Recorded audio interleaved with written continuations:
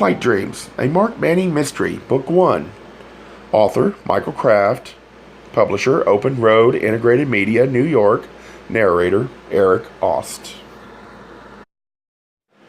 Neil is, in fact, settling into his seat near the front of the coach section of a Carter Air jet.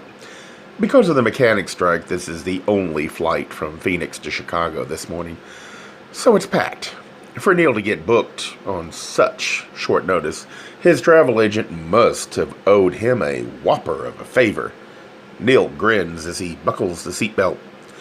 A few rows in front of him, a bunch of businessmen in dark suits are making a fuss. Flight attendants and official-looking airline factotums attempt to mollify the Shirley executives as a stewardess hustles down the aisle with an armload of pillows for them. Neil nabs her and asks, "What's going on?" "It's the craziest thing, but really sort of funny," she confides in a whisper. "The gentlemen in front of you are, or I should say were, our first-class passengers. Not long before we started boarding, the head office informed us that some lady, some eccentric, I guess, had booked the entire first-class cabin. I don't know who she is or what she paid, but I actually gave it to her and bumped these guys back into coach." "Why would anyone need the entire cabin?" Neil asked with a laugh. "It's the screwiest part. She's traveling with 15 or 20 cats. Some rare breed. They're loading them now." She points beyond the closed curtain. "You should see it. They're all in their little travel cages, each strapped into a seat. It looks like a pet shop in there." Neil blinks. "Is it possible?" he asks. "Does the woman by any chance have red hair?" "Matter of fact, she does. Don't tell me you know her." "Sort of. I wonder. If I wrote a note, could you take it to her?" The stewardess bites her lip, checks her watch. "They will take off soon." "Certainly, sir," she says to Neil. "But I should warn you that she left instructions not to be disturbed by anyone." Neil quickly writes out his message. "Mrs. Carter, I too am a friend of Mark Manning's, flying to Chicago to see him. I feel that I already know you. I met your sister last fall at a cat show, and I've seen some of your wonderful Abyssinians. I would very much like to talk to you." He signs the note, folds it, and hands it to the stewardess. She takes it, drops off her pillows with the bickering businessman, and disappears through the curtain that hides the first-class cabin. Shortly after the plane is in the air, she peeps through the curtain, looking surprised. Catching Neil's eye, she smiles and motions with her finger that he should come forward. "I see," Helen tells Neil, offering another glass of champagne. "Then Mark should have gotten your drawings by now. I'll bet he's delighted." "I hope so," says Neil, sipping his drink, petting the kitten that has slept in his lap for the last hour. "But Mark has plenty else on his mind right now. I guess we all do." "Don't we?" says Helen with a pensive sigh. "You've been sweet, Neil, to listen to all my rambling. May I bore you with the rest of the story?" "It hasn't been boring at all," he assures her. "Yesterday I got a message from my brother Jamie, asking me to meet him in church early this morning." She tells Neil about the Mass of Thanksgiving, the difficult thoughts she was thinking during the service, the confrontation over the communion rail, and, finally, the priest's heart attack. "How terrible," says Neil. "I'm so sorry." "But the worst was still to come," she says. "After Jamie fell, he waved me to his side. I thought that at last he would speak to me honestly, without the hidden motives that had come between us. I expected something of a deathbed confession, but instead, he whispered words of spite. 'Our brother Bertrand is still alive, Helen. He's become that TV heretic, Brother Bert. He killed a boy in school, and now he'll kill Manning. Manning deserves it. He's destroyed all our dreams.'" Neil swallows hard. "Was your brother clear-witted or delirious?" "I don't know," Helen tells him. I'd already lost faith in anything Jamie told me, and I've never even met this Brother Bert character. Unless, of course, he is my brother, Bertrand. I'm worried, says Neil. I have met Brother Bert, and I wouldn't put anything past him. I wanted my trip to be a surprise, but I'd better call Mark. He needs to know what's happened. He sets down his glass, hands the kitten back to Helen, swipes his credit card through the phone at his seat, and dials, guessing he can reach Manning at home today. Within moments, Manning answers. Hello? Mark, says Neil, relieved to hear his voice. I know you must be half nuts getting ready for court, but there's something you should know. Neil, is that you? I got the floor plans. They're wonderful. Hey, we've got a fuzzy connection. I'm on a plane, he speaks up. On my way to Chicago.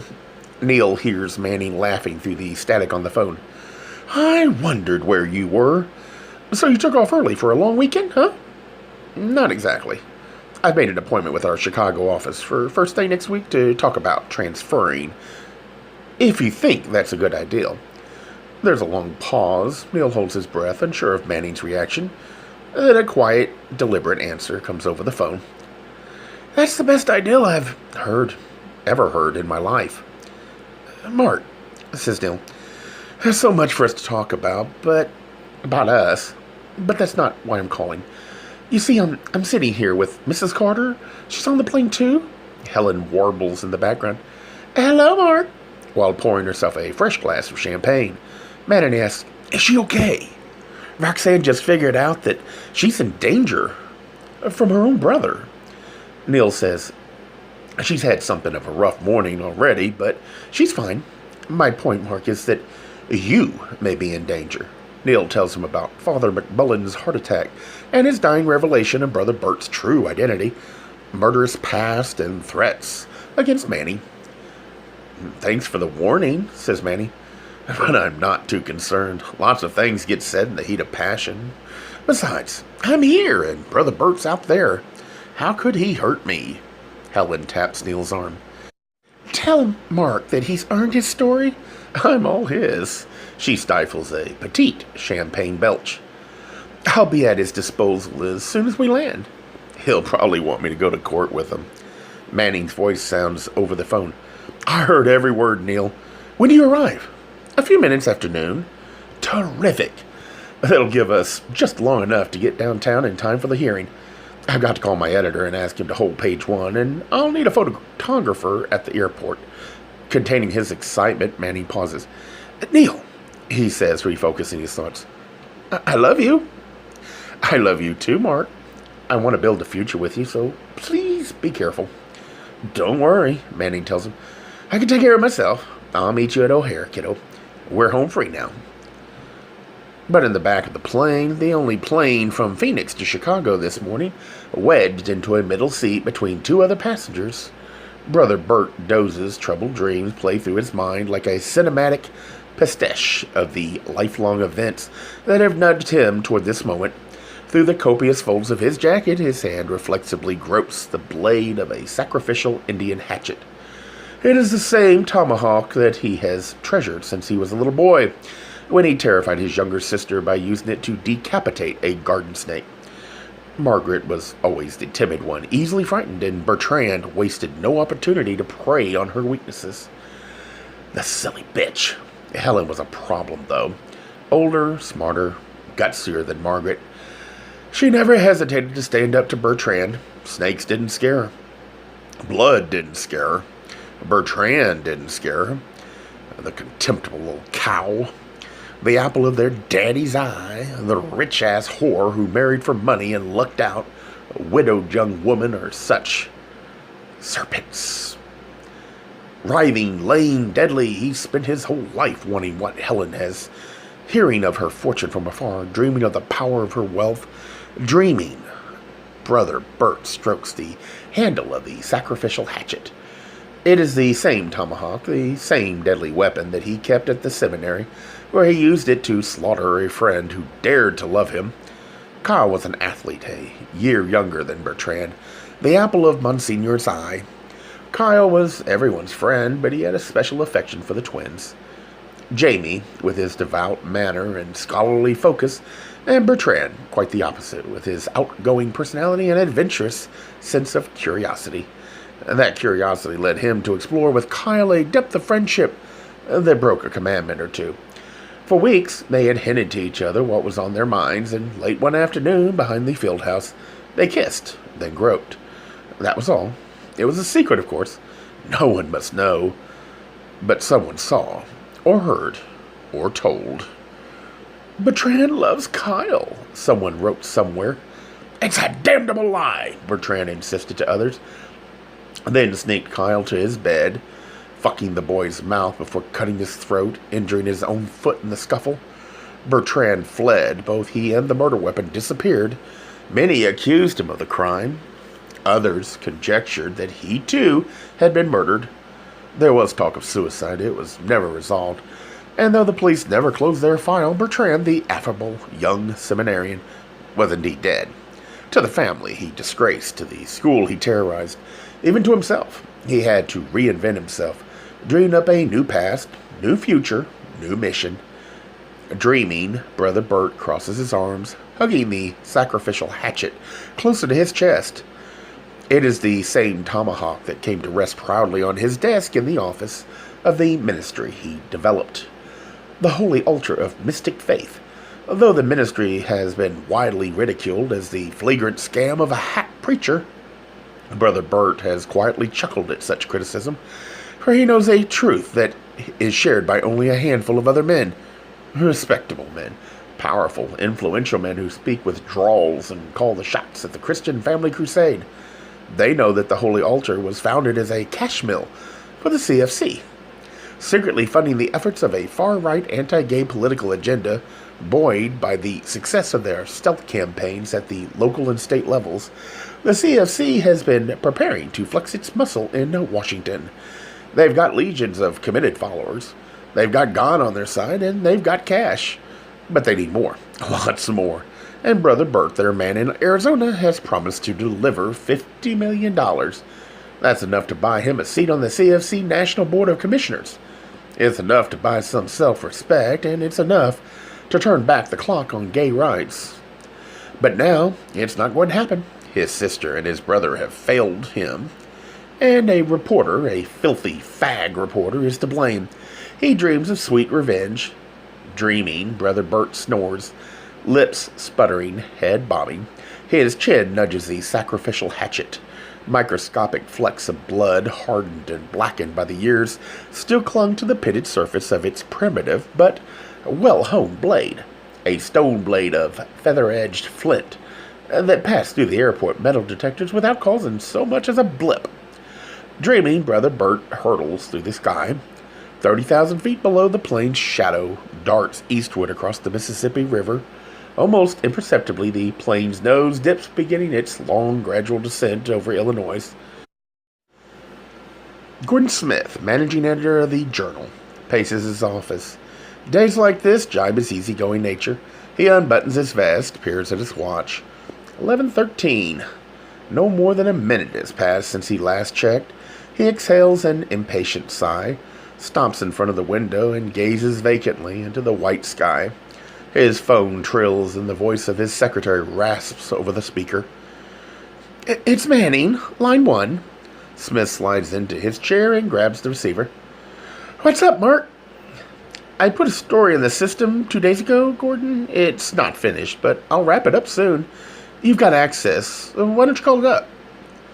I'm one step ahead of you, says Smith, typing codes into his computer.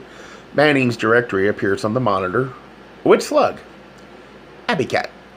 Smith cursors to the title, enters, and a story fills the screen. Its headline reads, Exclusive! Helena Carter lives. Smith begins scrolling through the text, spellbound. His mouth hangs open, his eyes sparkle. He has just been handed the plum of an editor's career. The article stops at the point where Manning finds Carter an assumption. My God, Mark, Smith says into the phone. You've actually done it. But how does it end? It ends at the hearing today, when I march Mrs. Carter into the courtroom. She's on a plane now, due at O'Hare around noon, but it's even juicier than I thought. Manning tells him about Father McMullen and Brother Bert. The second, Will, the death threats. Smith howls with delight. Long-lost brothers? Evil twins? Too damn delicious to be true. Unsolved Mysteries even did a segment on this Bertrand nut. Imagine our headline, Seminary Slasher Vows Vengeance. Oh, whoa, Gordon, Manning tells him, laughing. First things first, the afternoon edition. Can you hold page 1? For the biggest story of the year? You betcha, Mark. I need a photog at the airport? Sure do. And a limo with a phone? Got it. Now, get your butt out there. Sure as hell wouldn't want to miss that plane. Call me from the car as soon as you've snagged the old gal. Smith hangs up. He wrings his hands with glee. He literally skips around the office before returning to his desk and punching an extension number into the phone. This is Smith, he tells the secretary upstairs to the tower. Let me talk to Nathan. Pause. Of course it's important. Nathan Kane, publisher of the Journal, a living icon of Chicago newspaper lore, is a man of few words and vast power. He has never seen in the newsroom, and not many of the people who write and edit the paper have ever spoken to him. Sardonic humor colors his voice as he picks up the call. Morning, Gordon. Sad to observe Mr. Manning's hourglass seems to be running on empty. Anything to report? Smith tells him. Everything. With no audible trace of excitement, the publisher says, Pull out the stops. Give it the works. If those union loons down in production give you any crap about what their people can or cannot do, just let me know. Dryly he adds, Please extend my personal thanks to Mr. Manning and have a Happy New Year, Gordon. Manning is waiting at O'Hare because of the strike, and in spite of the approaching holiday weekend, the terminal is calm in sharp contrast to the mayhem he found here only a week ago on Christmas Eve.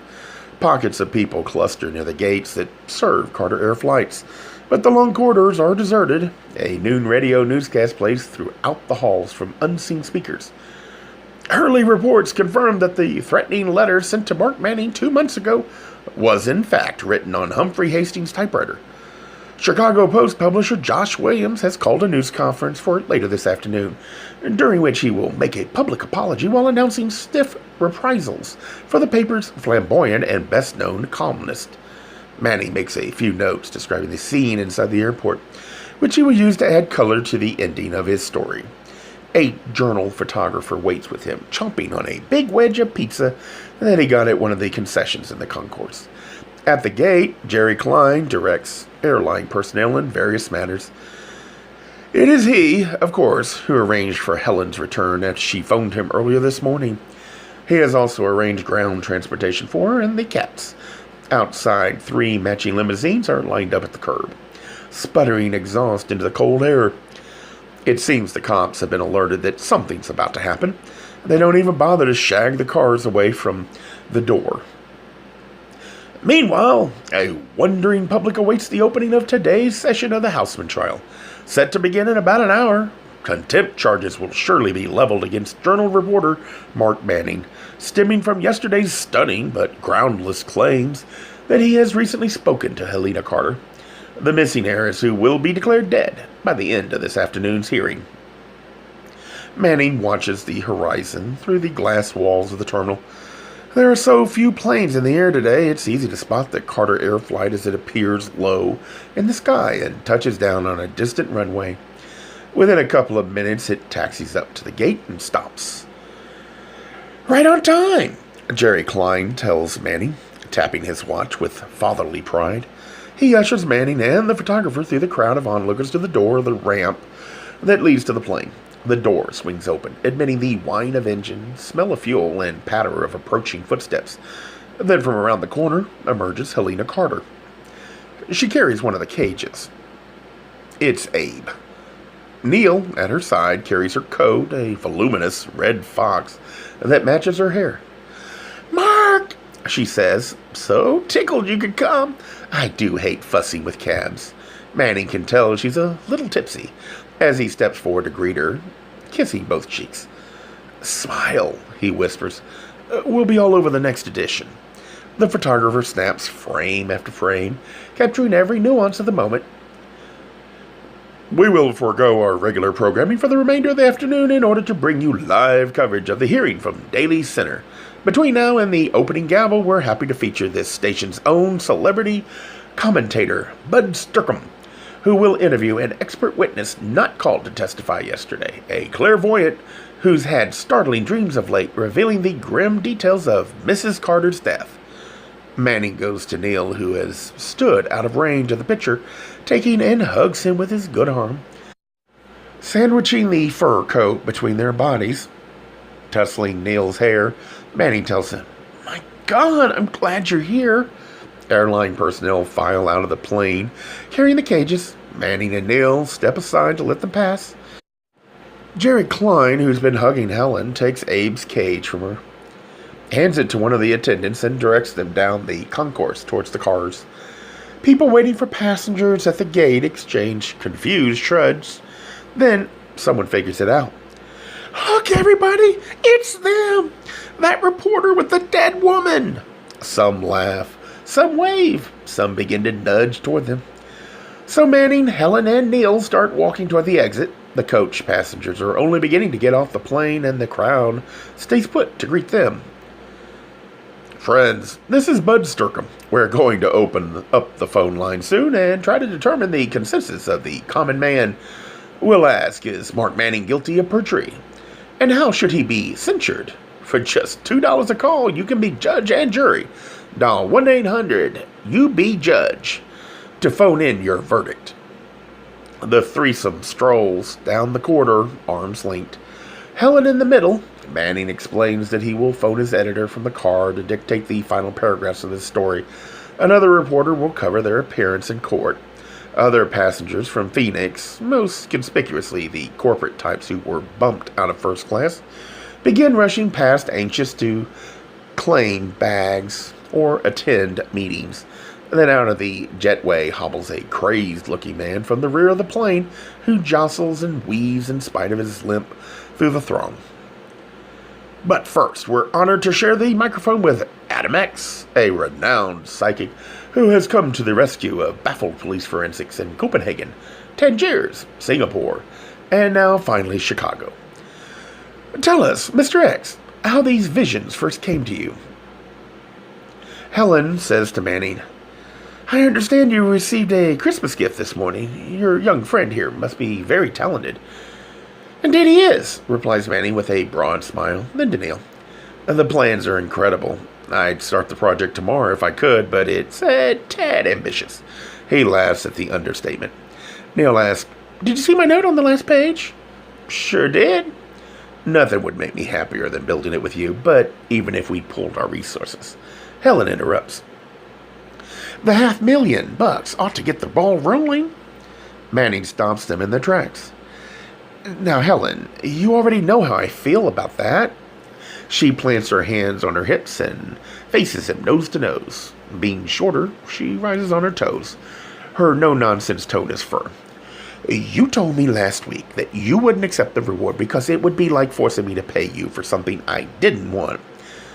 Now it's clear to me that I did want to be found, and I needed someone to shake some sense into me, which you did, Mark. I've already spoken to Jerry Klein about it. The check is written. It's yours." Like all reputable psychics, I keep a diary of my dreams, and I began to notice a pattern of irregularities in them. A clear signal that someone from the other side was trying desperately to make contact.